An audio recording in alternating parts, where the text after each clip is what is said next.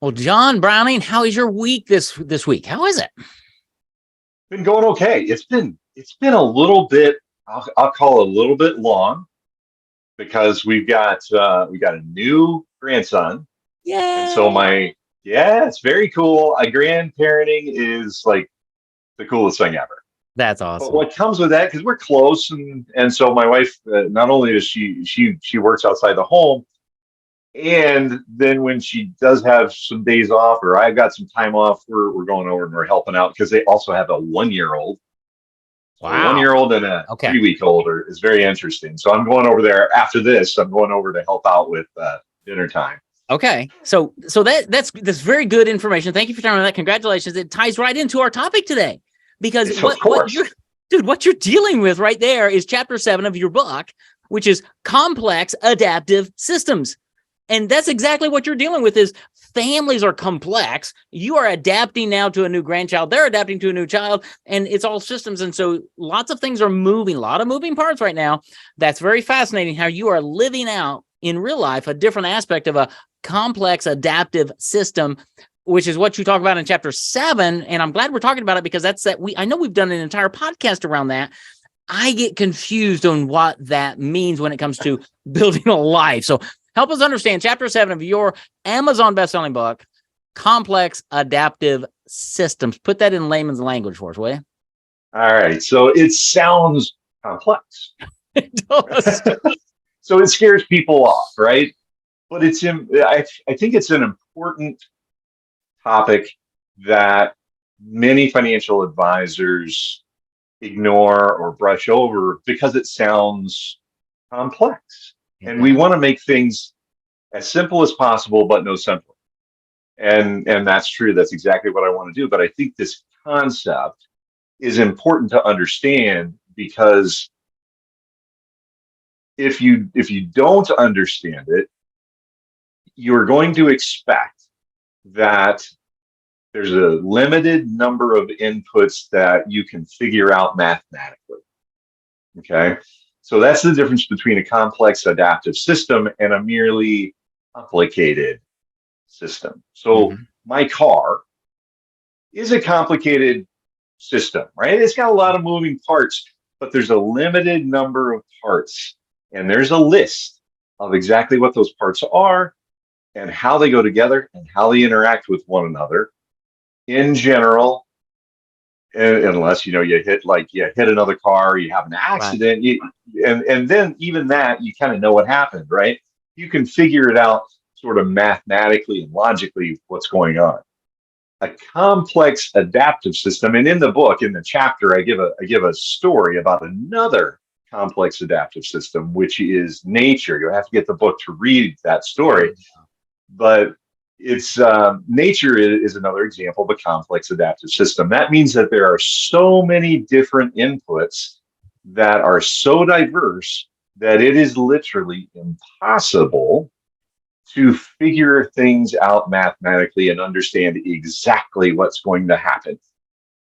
So, with the markets and the economy, there are roughly, give or take, 7 billion with a B people on planet Earth. They're all making emotional decisions, which we've talked about earlier in the book, right? We went through that Yep. chapter.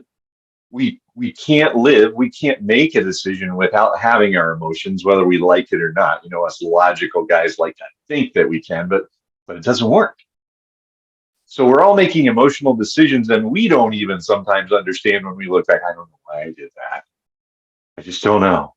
Yeah. But when you have that happening and all those people making decisions, whether it's a buying decision or a decision for me to go over and help because my daughter had a baby or any other type of decision, that's what makes it impossible to predict 7 billion inputs.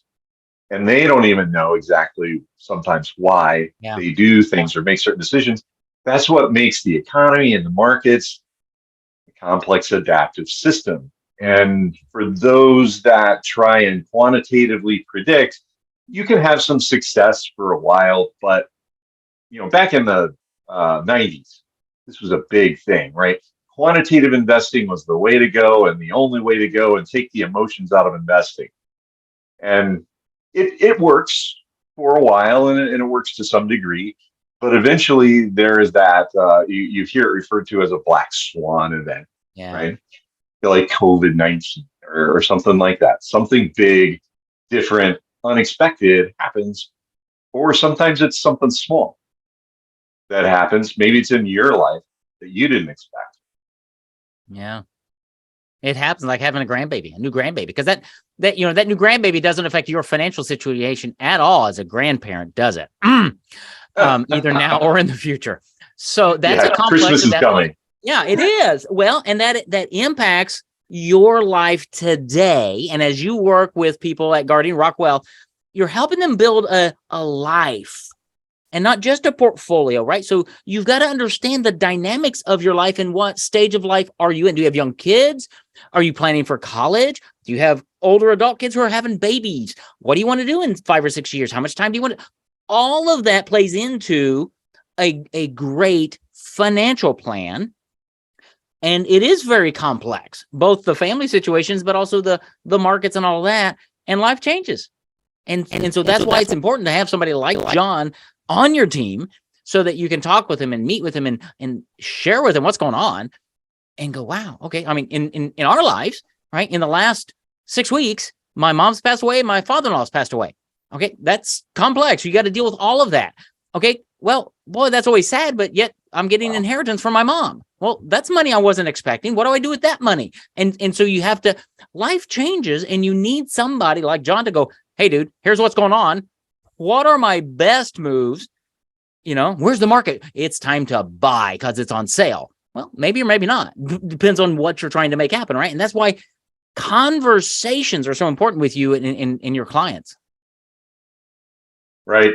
And even geopolitical events, like a lot of what we're seeing in the market has to do with what's going on in Russia, and what's going on with Russia is impacting what's going on in China and what we call the BRIC countries, and things like that affect which asset classes might be appropriate or not appropriate for, again, certain people to be invested in, whereas other people might not be appropriate for them.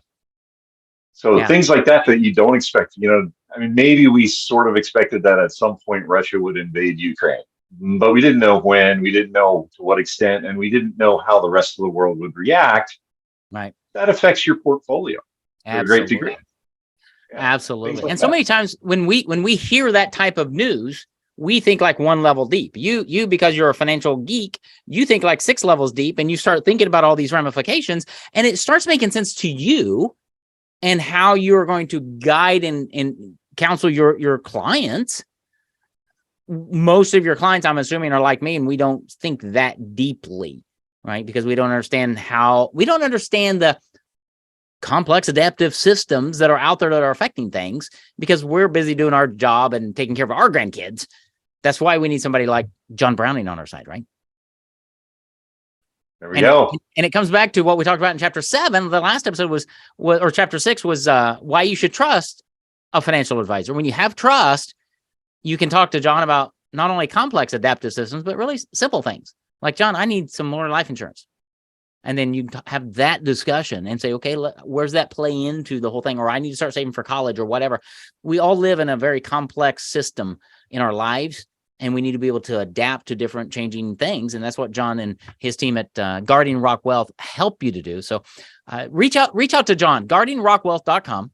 And you can learn about what he does there. You can reach out, have a conversation through phone, through Zoom, through in person. You can request a copy of his #1 Amazon bestselling book, Build a Life, Not a Portfolio. Get to know who he is, build some trust, have conversations, and see if there's a way that John can help you navigate through life by building your life, enjoying life now, and building a portfolio so you'll enjoy it later with all those grandkids. So that's my counsel. Reach out to John, guardianrockwealth.com, and start a conversation. John Browning, I'm glad it's been a great day. I am so looking forward to talking with you next time, because we're going to dive into chapter 8 of your book, Build a Life, Not a Portfolio, and glean some more wisdom from you, sir. Have a superb rest of your week. All right. Sounds good. We'll see you next time.